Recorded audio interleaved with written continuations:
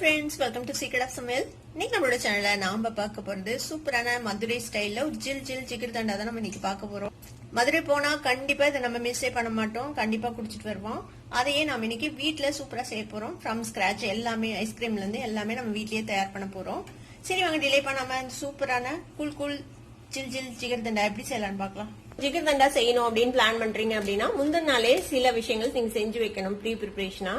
அதுக்கு வந்துட்டு இந்த மாதிரி பாதாம் பிசின் கிடைக்கும். இது வந்து ரொம்ப ரொம்ப முக்கியம் ஜிகர் தண்டா செய்யறதுக்கு. இது டிபார்ட்மெண்டல் ஸ்டோர்ஸ்ல கிடைக்கும், இல்லைன்னா நாட்டு மருந்து கடைகள்ல கிடைக்கும், இல்லைன்னா ஆன்லைன்ல கூட உங்களுக்கு அவைலபிளா இருக்குது. ஜஸ்ட் ஒரு 3-4 துண்டு போட்டீங்கனாலே போதும். பாருங்க, நான் இந்த அளவுக்கு தான் ஊற வச்சேன். சின்ன சின்ன துண்டா இந்த மாதிரி ஒரு 5-6 பீஸ். முந்தின நாள் நைட்டே இந்த வந்து ஒரு கப்ல போட்டு தண்ணி விட்டு இந்த மாதிரி ஊற வச்சிருங்க. ஓவர் நைட் ஊறினதுக்கு அப்புறம் பாத்தீங்கன்னா இந்த மாதிரி ஒரு ஜெல்லி மாதிரியான ஒரு கன்சிஸ்டன்சில உங்களுக்கு வந்துட்டு மாறிடும். இப்போ இது ரெடி ஆனதுக்கு அப்புறம் இதை எடுத்து தூக்கி ஃப்ரிட்ஜ்ல வச்சிருங்க. நம்ம யூஸ் பண்ண வரைக்கும் ஃப்ரிட்ஜ்ல வச்சு அப்புறமேட்டு யூஸ் பண்ணலாம். இப்போ ஒரு அகலமான பாத்திரம் எடுத்துக்கோங்க. இப்போ இதுல வந்துட்டு நம்ம ஃபுல் கிரீம் மில்க் யூஸ் பண்ண போறோம். அப்பதான் வந்துட்டு உங்களுக்கு நிறைய அந்த ஆடை கட்டும். ஜிகர் தண்டால முக்கியமானதே அந்த ஆடைகள் நிறைய இருக்கிறது தான். இந்த 1/2 லிட்டர் பால் எடுத்திருக்கேன். இந்த 1/2 லிட்டர் பாலை நம்ம இதுல ஊத்திக்கலாம். இப்ப இந்த பால் வந்து கொஞ்சம் நல்லா சுண்டணும். 1/2 லிட்டர் பால் வந்து ஒரு 350 ml வர வரைக்கும் நம்ம இதை வந்துட்டு சுண்ட விட்டுக்க போறோம். அப்பப்ப கிளறி விடுங்க, இல்ல கீழே பிடிச்சுக்கோங்க. இது வந்து ஃபுல் கிரீம் மில்க், அதனால கொதிச்சு ஆட சேர அதையும் உள்ளுக்குள்ள நல்லா சேர்த்து விட்டு நம்ம இதை காய்ச்சிக்க போறோம். பால் ஒரு பக்கம் காயட்டும். நம்ம அதுக்குள்ள சுகர் சிரப் ரெடி பண்ணிக்கலாம். சுகர் சிரப்புக்கு 2 டேபிள் ஸ்பூன் அளவுக்கு சர்க்கரை ஒரு பேன்ல சேர்த்திக்கலாம். இந்த சர்க்கரையை வந்துட்டு நம்ம கேரமலைஸ் பண்ண போறோம். இப்படியே ஸ்ப்ரெட் பண்ணி வச்சு மெல்ட் ஆக விடுங்க. ஒரு மீடியம் ஃப்ளேம்ல வச்சு மெல்ட் ஆகட்டும். பாத்தீங்கன்னா தெரியும், மெல்ட் ஆக ஆரம்பிக்குது பாருங்க. சர்க்கரை ஃபுல்லும் மெல்ட் ஆகி ஒரு தேன் கலருக்கு வரணும். அது வரைக்கும் நம்ம இதை வந்துட்டு மெல்ட் பண்ணிக்க போறோம். இந்த சிரப் செய்யும்போது கொஞ்சம் கவனமா செய்யுங்க. கொஞ்சம் அதிகமா தீய விட்டுட்டோம்னா இந்த ஸ்மெல் வந்து நல்லா இருக்காது, ஒரு மாதிரி தீஞ்ச வாசனை மாதிரி அடிக்கும். நல்ல ஒரு கோல்டன் கலர் வரணும். அது வரைக்கும் மட்டும்தான் நம்ம இதை வந்துட்டு கேரமல் பண்ண போறோம். நல்லா கொதிக்க ஆரம்பிக்குது, கலர் நல்லா வர ஆரம்பிக்குது. இந்த டைம்ல கையில ரெடியா இந்த மாதிரி தண்ணி எடுத்து வச்சுக்கோங்க.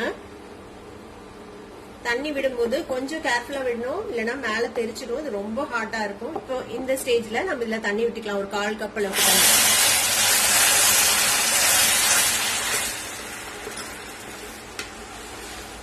நல்லா மிக்ஸ் பண்ணி விடுங்க.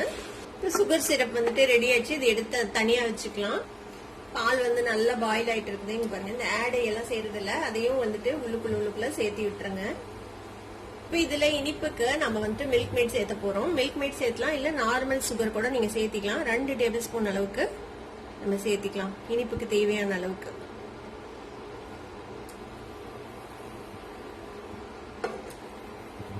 மில்க் மேட் ஊத்திட்டு இந்த மாதிரி கிளறி விட்டுருங்க. இல்லைன்னா சம்டைம்ஸ் அடியில பிடிச்சி ஒரு மாதிரி தீஞ்ச வாசனை மாதிரி வர ஆரம்பிச்சிடும். ஒரு கப்ல ஒரு டீஸ்பூன் அளவுக்கு கார்ன்ஃபிளவர் எடுத்து வச்சிருக்கேன். அது கொஞ்சமா தண்ணி விட்டு கலந்து வச்சுக்கலாம்.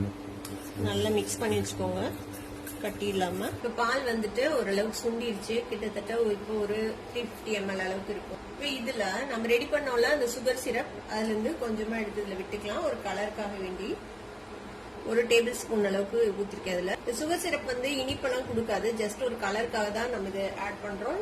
பிளஸ் ஒரு யூனிக்கான ஒரு டேஸ்ட் கொடுக்கும் இந்த சுகர் சிரப். இப்போ இந்த ஸ்டேஜ்ல நம்ம கலந்து வச்சோம்ல அந்த கார்ன்ஃபிளவர் 1 டீஸ்பூன், அதை வந்துட்டு இந்த பால்ல விட்டு நம்ம மிக்ஸ் பண்ணிக்கலாம். நல்லா இந்த மாதிரி கைவிடாம அதை கிளறி விடுங்க. இந்த கார்ன்ஃபிளவர் வேக வரைக்கும் இதை வந்துட்டு நம்ம குக் பண்ணிக்க போறோம். 2-3 நிமிஷம் கார்ன்ஃபிளவர் போட்டு இந்த மாதிரி வேக வச்சிருப்போம். பாத்தீங்கன்னா தெரியும், திக் ஆயிடுச்சு பாருங்க. கொஞ்சம் அடுப்பு ஆஃப் பண்ணிடும். இப்போ இது நல்லா கூல் ஆகட்டும். பாருங்க, நல்லா ஆறிடுச்சு. இப்போ பாத்தீங்கன்னா தெரியும், நல்லா திக்கும் ஆயிடுச்சு. இப்போ இதை வந்துட்டு நம்ம ஒரு மிக்ஸி ஜார்ல ஊத்தி பிளெண்ட் பண்ணிக்க போறோம். இதை வந்துட்டு நல்லா ஒரு 1 நிமிஷம் பிளெண்ட் பண்ணிக்கலாம்.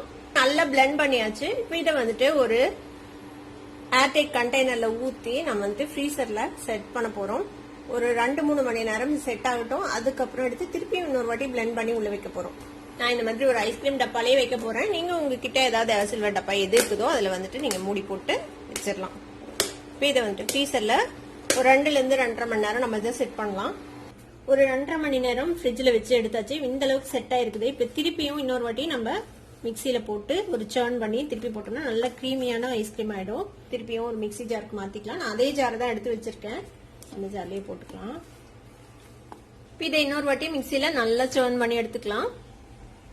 நல்லா இந்த மாதிரி அடிச்சாச்சு, நல்லா கிரீமியா இருக்கு பாருங்க. இப்போ இதை திருப்பியும் அதே டப்பால மாத்திடலாம். இப்போ இது திருப்பியும் ஃப்ரீசர்ல வச்சு இனி ஒரு 5-6 மணி நேரம் நீங்க வந்துட்டு ஃப்ரீஸ் பண்ணது நல்லா ஃப்ரீஸ் ஆக வரைக்கும். இல்லைன்னா நீங்க ஓவர் நைட் கூட விட்டு இதை ஃப்ரீஸ் பண்ணலாம். இப்போ இதை ஃப்ரீசர்ல போட்டுடலாம். இப்போ இன்னொரு பேன் அடுப்புல வச்சிருக்கேன். இதுல திரும்பவும் ஃபுல் கிரீம் மில்க் ஒரு 1/2 லிட்டர் பால் இதை வந்துட்டு நம்ம ஊத்திக்கலாம்.